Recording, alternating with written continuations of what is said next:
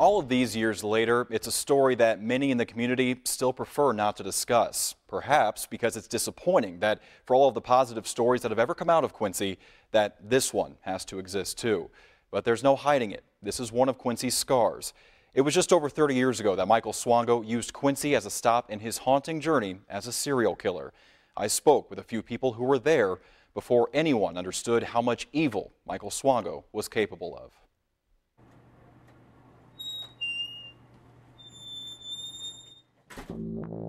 Coming into my shift, I started at 8 a.m. and I walked into the paramedic quarters, and off to the left there was a gentleman they introduced me to as my new partner for the day.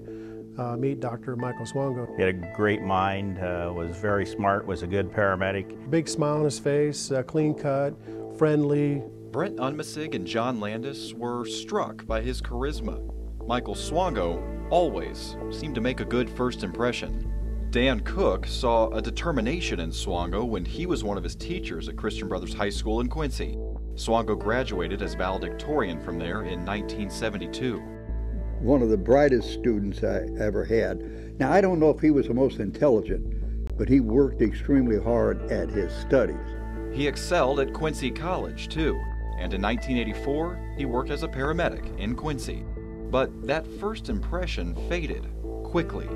Swango had some serious quirks. He always kept scrapbooks, and he'd bring the scrapbooks to work, and in his spare time he would go through several different newspapers and cut out stories and paste them into scrapbooks. And of course the stories he was always interested in were the ones that included some type of bizarre accident or death.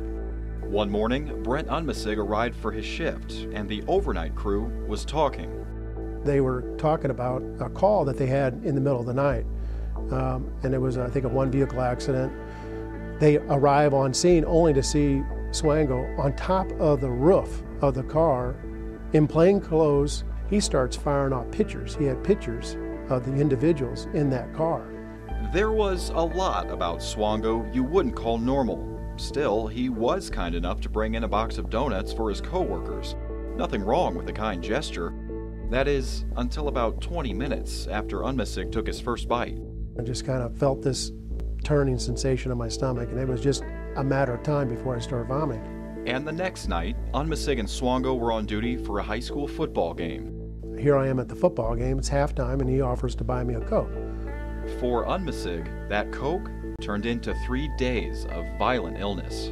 I would go down to the paramedic quarters, and there would always be fresh iced tea made in the refrigerator. Landis made the mistake of taking a few sips. It was clear these kind gestures were tainted, and it was because of Swango.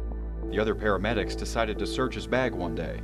Well, there was a full bottle of Terrell Ant Killer and an empty bottle of Terrell Ant Killer. They went to authorities, and on October 26, 1984, Swango was arrested and quickly posted bail.